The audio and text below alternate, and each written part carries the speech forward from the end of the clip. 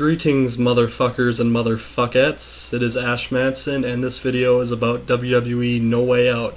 And because I haven't been making very many videos lately, let me just start off by saying that lately, and by lately I mean for months now, TNA has been sucking ass through a straw. I mean, it's been going like... That's how badly it sucks. It has become... like just as insulting to my intelligence as WWE is at its worst. It hasn't gotten worse than that yet, but I'm just waiting on it. With that being said, WWE is doing alright, and the No Way Out card is actually pretty loaded, so let me get into it. Career-threatening match, Ric Flair versus Ken Kennedy. Well, this one's pretty obvious. Flair's gonna win there, gonna end Flair's career at No Way Out. So I basically see this one happening, like something will happen, Flair will win, but it will be tainted somehow.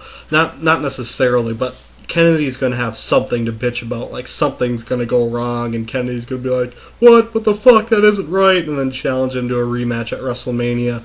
My prediction is that Kennedy ends Flair's career at WrestleMania, so Flair goes over at No Way Out. Let's see, ECW Championship match, Chavo Guerrero versus CM Punk. You know, the way they build this up, they almost make it seem like Chavo has to win, because they've just been burying Chavo like every fucking week.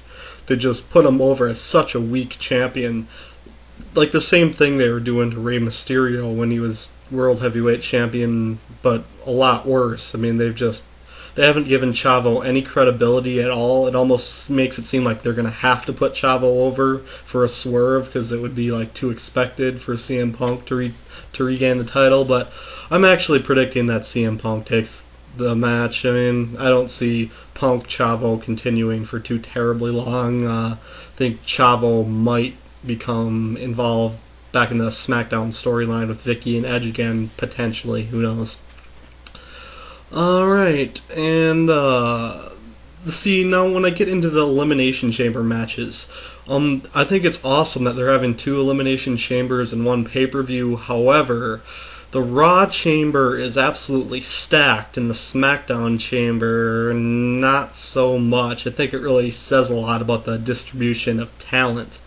Raw has so many more big stars than SmackDown. SmackDown saving grace being Edge, but when you look at the SmackDown Chamber, we have Big Daddy V, The Great Khali, Finlay, Batista, The Undertaker, and MVP. Of all those guys, who can you conceivably see headlining WrestleMania?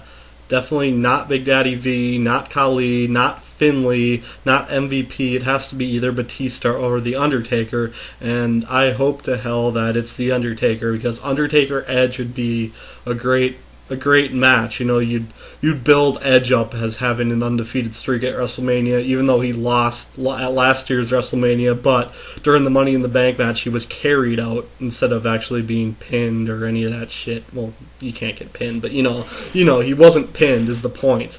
So they kind of have it like undefeated streak and World Heavyweight title versus undefeated streak, and that would be pretty good. Batista versus Edge, I just think would kind of suck. But, yeah, my prediction, I'm going to predict the same as I hope. I'm predicting Undertaker wins the SmackDown Chamber. Now, as far as the Raw Chamber goes, now this one's a little different. Jeff Hardy, JBL, Chris Jericho, Shawn Michaels, Triple H, and Umaga. Of those, who can you conceivably see headlining WrestleMania? The only one I'm going to say absolutely not to is Umaga. I mean, that just wouldn't make sense. He's been playing mid-carder all fucking year, so...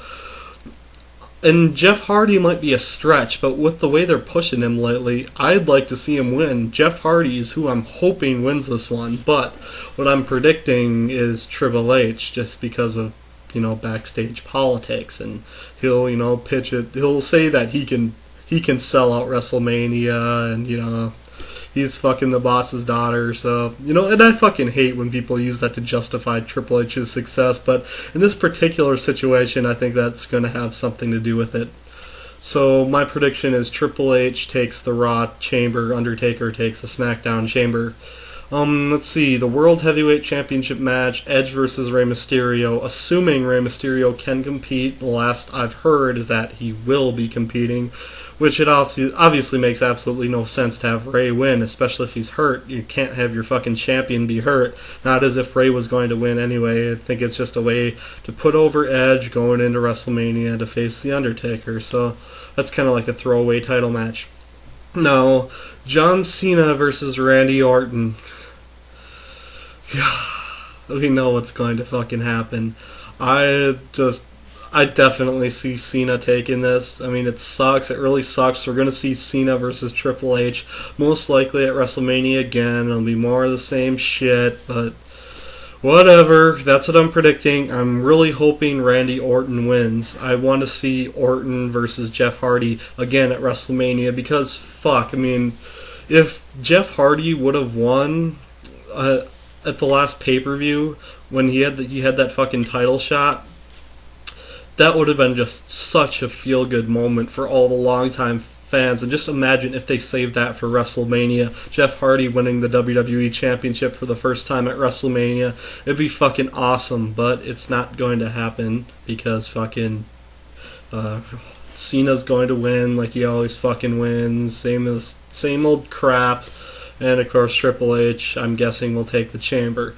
Anyway, those are my thoughts and predictions. Normally when WWE has a stacked card, they deliver very disappointing results. But I'm hoping they reverse this trend, and I am looking forward to the show.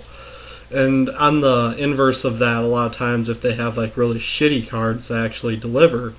And this card's actually pretty stacked, so I'm guessing that I'm going to be disappointed by the match results, but you never fucking know.